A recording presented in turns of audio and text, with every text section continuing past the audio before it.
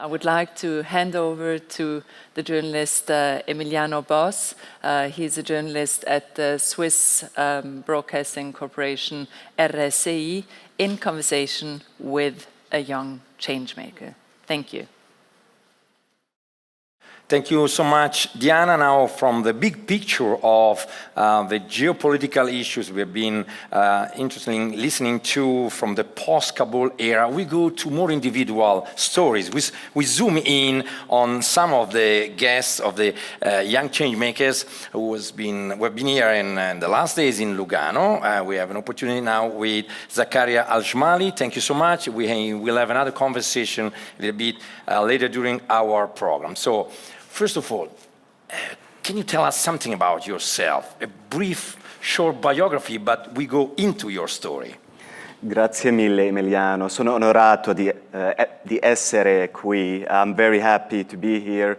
My name is Zakaria Shmaly. I'm 27. I was born in Syria, but I'm becoming a European citizen hopefully very soon. I work and study at the European University Institute, School of Transnational Governance, and as well as at the European Parliament Secretariat of the Committee on Foreign Affairs.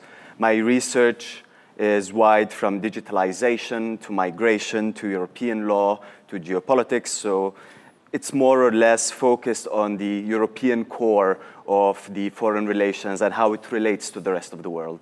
So that's already a lot. It's short, but very interesting and full of your life has changed. We heard the rector, Professor Boazeretz, talking about new narratives. And I was thinking about you because actually you came here from Syria during a very tough, I guess, time of your life, and you transformed. So you are already telling us something else. How was this transformation, if I dare call it?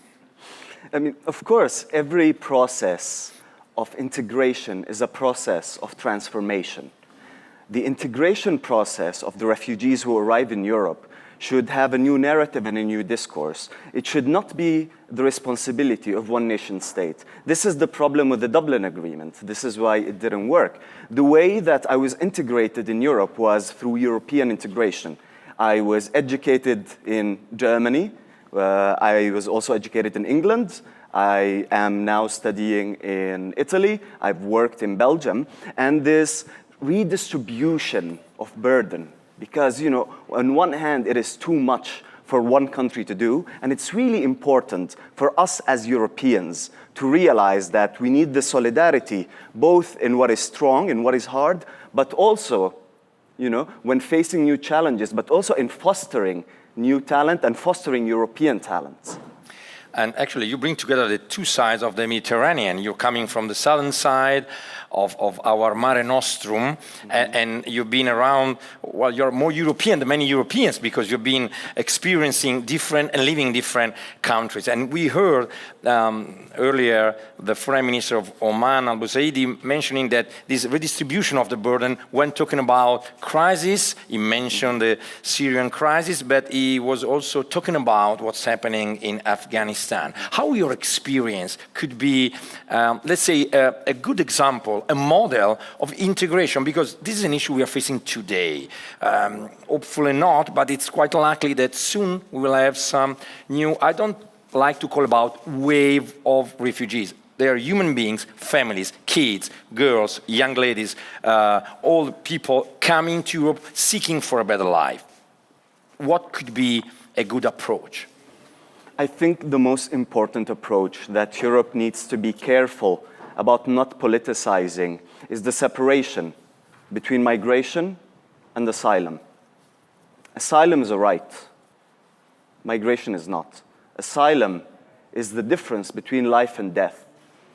The problem that I saw from my very short stay in Europe was that on one side of the political spectrum, they don't want any form of migration or asylum, and on the other side, they want it all or nothing. What I would say is, all that people need to receive is due process. Those who are in danger deserve protection. And we are now here in Switzerland, where the Geneva Convention was written. So the idea of separating these two, depoliticizing life, as I would say it, because it is the most essential thing from the European experiment. Europe had a lot of refugees before. And Europe knows how hard it is to have these refugees to be maltreated, to be refused access to what you thought were your allies.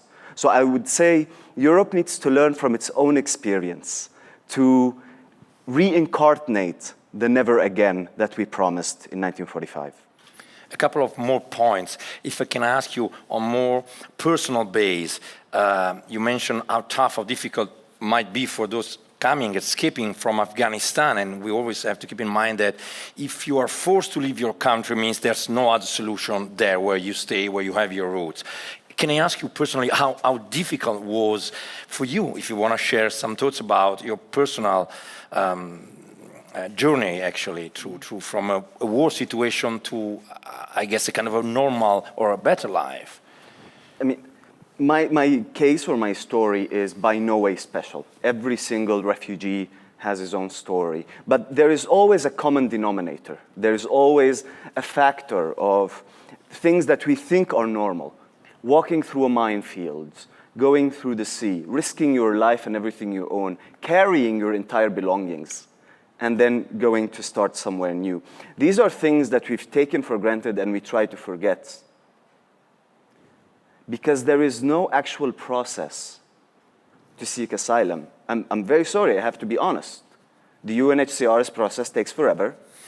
You know, the EU cannot agree on whether we should redistribute and what do we do with the Dublin Agreement. And it eventually turns, to one nation state's decision. And this is not Europe. This shows, one, European lack of leadership. Second, European lack of cohesion. Third, European lack of solidarity. And with all of these, it kind of reflects on the politics inside. If we can't agree on what is our fundamental value as Europeans to protect life and save it, how can we agree on anything else? How can we agree on taxation? How can we agree on anything? So I think it's more or less something that just needs to be reframed. I don't think a single European would look at me and say, I would much rather let someone die on my doorstep than open the door for them. I would look at them in the eye and say, you're not European. That's what I would say to that. Yeah, thank you so much for sharing that. Just last point, you, along with over 30 colleagues as young change makers, you are supposed to change or to have a new perspective, to bring new energies. Where would you, let's say, what are you hoping to be able to, to change in a way, ideally, if you could, or what are you working on to change? Something that you would like to see in a better shape? What I would hope for and what I'm working for now is to try to change the dialogue, to better it, to move it from a vicious cycle into a virtuous one.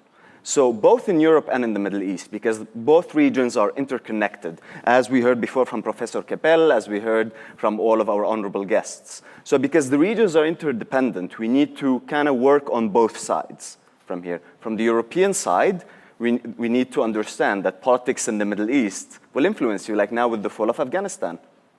It really impacts your life. So you need to kind of be more interested. You need to know what are the consequences and so on. But also from the Middle Eastern side.